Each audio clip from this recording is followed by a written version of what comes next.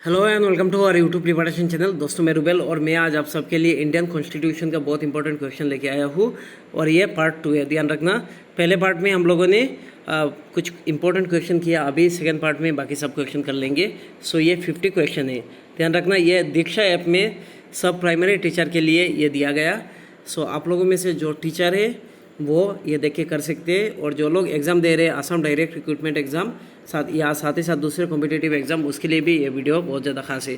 सो आप लोग इस वीडियो को स्किप मत करना क्योंकि मोस्ट इंपॉर्टेंट क्वेश्चन है। ध्यान रखना, सो वीडियो को आप लोग देखिए और इसका इंपॉर्टेंट फैक्ट कहीं पे लिख दीजिए क्योंकि ये बहुत इंपॉर्टेंट क्वेश्चन है। सो शुरू करते हैं आज का पहला क्वेश्चन, यानी question number 1। Which article of the Indian constitution did doctor B R. Ambedkar term as the heart and soul of the constitution? कौन से आर्टिकल को बी.आर. अम्बेडकर जी ने बोला heart and soul of the constitution? Option A right to freedom, option B right to equality, option C right against exploitation, option D right to constitutional remedies. So इसका right answer है option D right to constitutional remedies, यानी article 32 को। ये fundamental right है, ध्यान रखना। Next question, the system of local government in panchayat raj system is? जो local government का जो सिस्टम है पंचायत राज सिस्टम में वो कैसा है? Option A 2 tier at village and block level, option B 3 tier at the village block and district level, option C 4 tiers at the village block district and state level, option D none of the above. So इसका right answer होगा option B, यानी 3 tyres. ये question TET exam में आया था इस बार के, जो अपर प्राइमरी टेट हुआ था असम टेट, उसमें आया था। सो ये सब क्वेश्चन बहुत इंपॉर्टेंट क्वेश्चन है। सो इसमें 3 टायर है, ध्यान रखना। विलेज लेवल यानी गांव पंचायत, ब्लॉक लेवल यानी आंचलिक पंचायत एपी, और डिस्ट्रिक्ट लेवल यानी जेडपी जिला परिषद।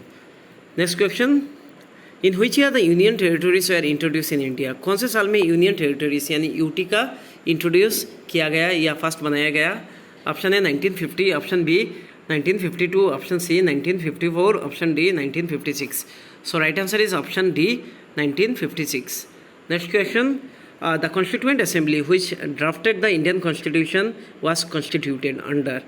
जो इंडियन कॉन्स्टिट्यूशन में जो कॉन्स्टिट्यूशन बनाया गया कॉन्स्टिट्यूएंट असेंबली के द्वारा, वो कौन से एक्ट के द्वारा बना?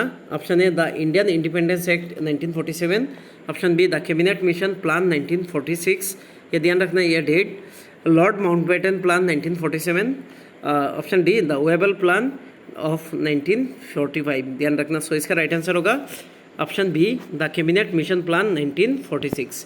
Next question, which among the following are not mention in the constitution of India? नीचे दिया गया कौन सा कॉन्स्टिट्यूशन ऑफ इंडिया में मेंशन नहीं है? Option number 1 resignation of minister, number 2 office of the deputy prime minister, number 3 council of minister, option number 4 collective responsibility. So जैसा कि रेजिग्नेशन ऑफ मिनिस्टर ये कॉन्स्टिट्यूशन पे मेंशन नहीं है, और number 2 office of the deputy prime minister ये भी mention नहीं है। सो इसका राइट आंसर होगा, रुकिए, ऑप्शन ए यानी 1 and 2। Next question, to acquire the citizenship by registration a person must have been resident in India dash year? So एक citizenship acquire करने के लिए एक पर्सन को कितना साल मतलब इंडिया में रहना पड़ता है रजिस्ट्रेशन करने के लिए? Option A 5 years, option B 6 year, option C 7 years, option D 8 years. So इसका राइट आंसर है option C 7 years. Next question, socialism in the Indian constitution is influenced by which of the following constitution? Socialism जो Indian constitution में वो influence किया गया कौन से constitution के द्वारा? Number A Australia, number B USSR, number C USA, number D Brazil. So इसका राइट आंसर होगा ऑप्शन बी यानी USSR. Next question, which of the following is included in the 11th schedule of the constitution? 11th schedule पे कौन सा चीज़ include किया गया? Number 1 fundamental duties, number 2 panchayat program, number 3 DPSP यानी डायरेक्टिव प्रिंसिपल्स। सो कौन सा ऐड किया गया 11th शेड्यूल पे? सो इसका राइट आंसर है नंबर 2 पंचायत प्रोग्राम, ध्यान रखना। सो इसका राइट आंसर होगा ऑप्शन सी यानी 2 only. Next question, in which of the following bodies the seats are reserve for women? नीचे दिया गया कौन से बॉडीज पे सीट वुमेन के लिए रिजर्व किया जाता है? In the state legislature, in the cabinet minister, in the parliament, in the panchayat raj system, option D both A and C. So इसका राइट आंसर होगा option D both A and C. Next question, who among the following is not appointed by the president of India? नीचे दिया गया कौन सा post कह सकते हैं हम लोग जो प्रेसिडेंट अपॉइंट नहीं करते? नंबर 1 यानी चीफ जस्टिस ऑफ इंडिया, ये तो करते ही है। Number B solicitor general of India, इसमें थोड़ा डाउट है। Number C attorney general of India, ये तो करते ही है। Number D controller and auditor general, ये भी करते हैं। सो इसका राइट आंसर होगा option B the solicitor general of India.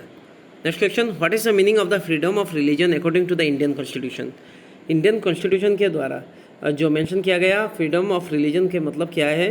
Number A people can choose any religion, people कोई भी रिलीजन चूज कर सकता है। Number B people can do any religious practice, ये कुछ भी रिलीजियस प्रैक्टिस कर सकते हैं। Number C people can live or adopt any religion any time, मतलब लोग कोई भी रिलीजन लिव कर सकते हैं या अडॉप्ट कर सकते हैं कभी भी।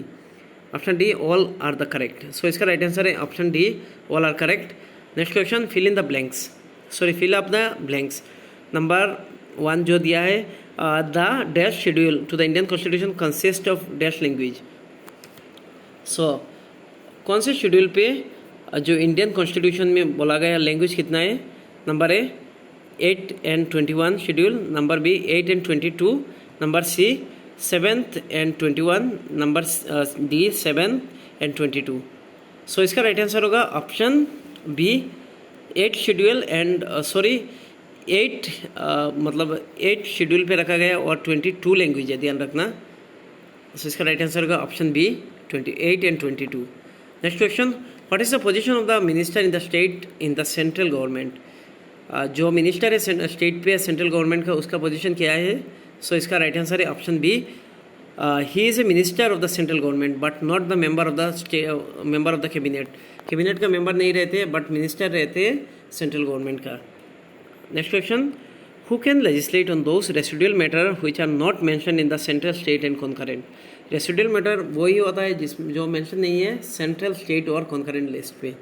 सो इसका राइट आंसर होगा ऑप्शन बी द पार्लियामेंट। ध्यान रखना रेसिडुअल जो मैटर है उस पर किसका पावर रहता है, पार्लियामेंट का। So right answer is option B. Next question, article dash in the part dash of the Indian constitution deals with the power of the parliament to amend the constitution and its procedure. So इसका right answer होगा option A यानी article 368 and part 20 पे। Next question, who is the chairman of the business advisory committee in the state legislative assembly या state legislature. जो state legislature पे जो chairman रहते हैं बिजनेस एडवाइजरी कमेटी का, सो कौन है वो। सो इसका राइट आंसर होगा option A speaker of the legislative assembly. Next question, according to the article dash of the Constitution of India, Parliament has the exclusive right to make law on residual subject। कौन से article के द्वारा parliament का मतलब exclusive right रहता है जो law बना सकते हैं रेसिडुअल सब्जेक्ट पे। सो इसका राइट आंसर होगा आर्टिकल 248, ध्यान रखना option B. Next question, which of the following does not reflect federal feature of the Indian constitution. कौन सा नीचे दिया गया जो ऑप्शन है उसमें फेडरल फीचर मतलब रिफ्लेक्ट नहीं करता है। Number A the parliament of India can change the boundaries of any state just by simple majority without obtaining the consent of the state. जो पार्लियामेंट है वो किसी भी स्टेट के बाउंड्री चेंज कर सकता है, मतलब सिंपल मेजोरिटी से हो जाता है, स्टेट का कंसेंट नहीं चाहिए। सो ये फेडरल फीचर नहीं है, ये यूनिटरी फीचर है, ध्यान रखना। सो इसका राइट आंसर का ऑप्शन है। बाकी जो है 7 शेड्यूल में जो मेंशन किया गया है 3 लिस्ट जैसे यूनियन लिस्ट, कॉन्करेंट लिस्ट और स्टेट लिस्ट, ये तीनों मतलब फेडरल फीचर है। नंबर सी जो amending certain provision of the constitution consent लेना पड़ता है हाफ ऑफ द स्टेट, वो तो फेडरल फीचर है। और जो number D the president of India is elected by the member of the both parliament and the state legislature. जो parliament और स्टेट लेजिस्लेचर के द्वारा वो इलेक्ट करते हैं प्रेसिडेंट को, वो भी फेडरल फीचर है। Next question, which is the correct statement. Preamble has been amended by the 45th constitution amendment, ये गलत है। नंबर बी भी गलत है, नंबर सी भी गलत है। सो इसका राइट आंसर होगा option D preamble has been amended by the 42nd constitution amendment act 1976।